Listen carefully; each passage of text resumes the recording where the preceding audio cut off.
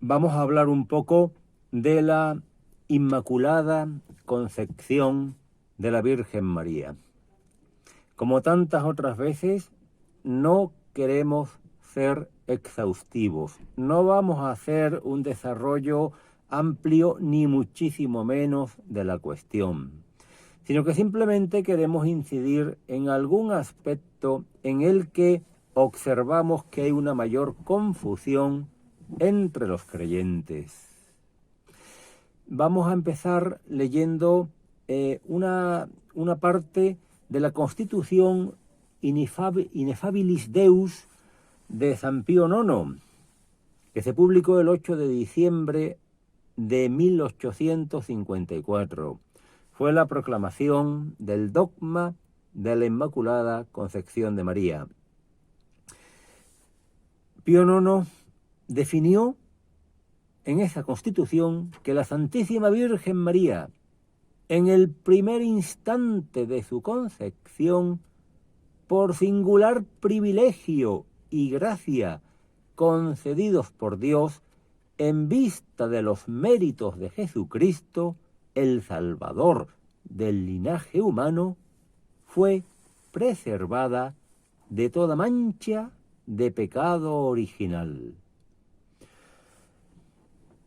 Esta frase es muy importante porque de entrada viene a corregir un error muy frecuente, que es el pensar que María no necesitó ser salvada.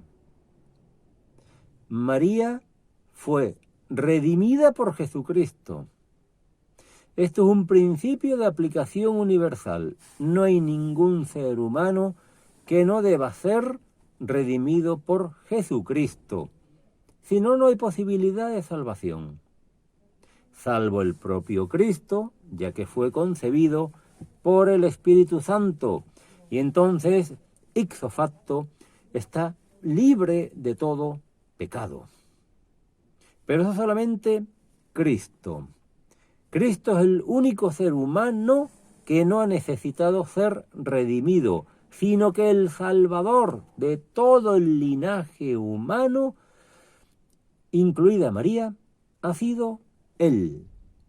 Por eso nos dirá esta definición del dogma, que la Virgen fue preservada de toda mancha de pecado original por los méritos de Jesucristo, en vista de los méritos de Jesucristo, en previsión de los méritos de Jesucristo. Sin Jesucristo, todos al infierno. No hay otra salida. Sin Jesucristo, la salvación del género humano es imposible, incluida la Virgen María. Sin Jesucristo, la Virgen María también al infierno. Esto es así. Vamos a intentar comprenderlo, porque es que si no lo comprendemos bien, nos puede ocurrir como a Santo Tomás. Santo Tomás de Aquino se encontraba con unas formulaciones de la Inmaculada Concepción en su tiempo que eran incorrectas, porque no tenían en cuenta que María necesariamente tenía que ser redimida, y naturalmente se opuso. Vamos a aclarar entonces cuál era la discusión teológica que había en su tiempo, cuál era la controversia. Había dos corrientes, dos explicaciones acerca del momento de la santificación de María. No había duda sobre la santidad de María. Eso siempre se ha tenido claro en la Iglesia, desde el primer momento. Bien claro lo tenían los apóstoles, bien claro lo ha tenido siempre todo cristiano, la santidad absoluta de María. El problema es cuándo ha sido santificada. Y la discusión, entonces, digo que se dividía en dos grupos.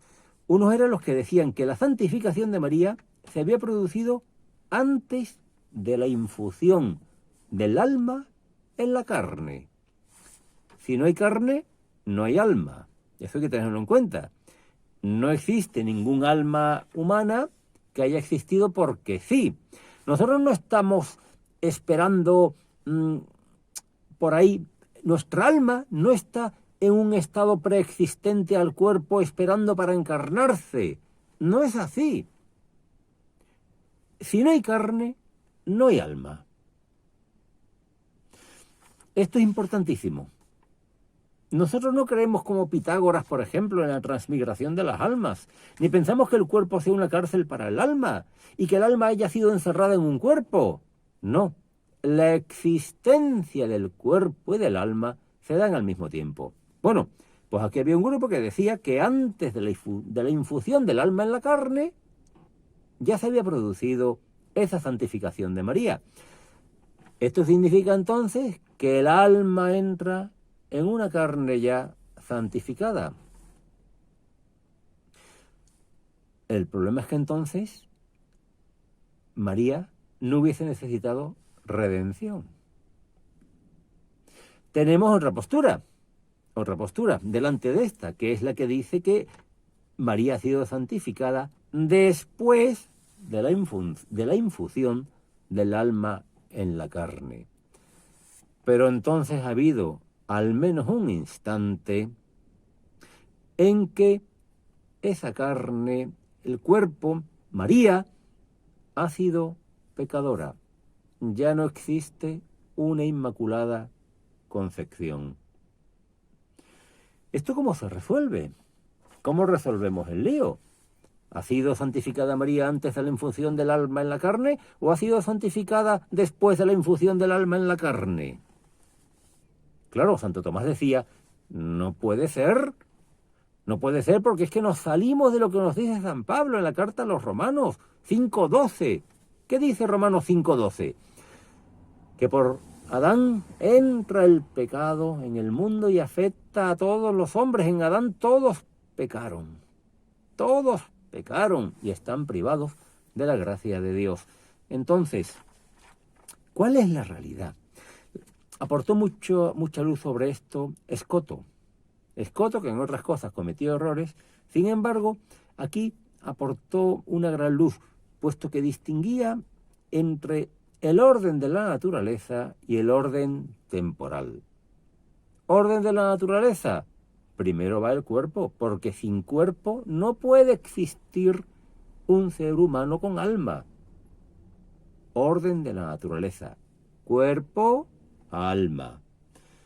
Pero ese orden de la naturaleza no tiene por qué coincidir con el orden temporal. Esto es lo que aportó Escoto. El que primero en un orden, el de la naturaleza, vaya el cuerpo, no quiere decir que haya tenido que ser así en el tiempo. Por lo tanto, llegamos a lo que dice la Constitución Ineffabilis Deus de Pío XII, por el que se proclama el dogma, que fue preservada en el primer instante de su concepción. En el mismo momento comienzan a existir cuerpo y alma, y en el mismo momento fue preservada María del pecado original por los méritos de Cristo, en previsión de los méritos de Cristo, en vista de los méritos de Cristo. María ha sido redimida por Cristo. Y aquí nos hemos encontrado la obra maestra de la obra maestra de la redención, de la sabiduría redentora de Cristo. Obra maestra, ¿por qué?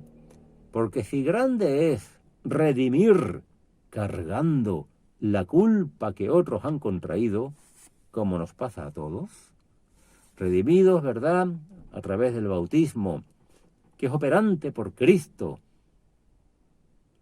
Cristo paga por nosotros, paga por culpas que hemos cometido, una culpa en la que hemos incurrido.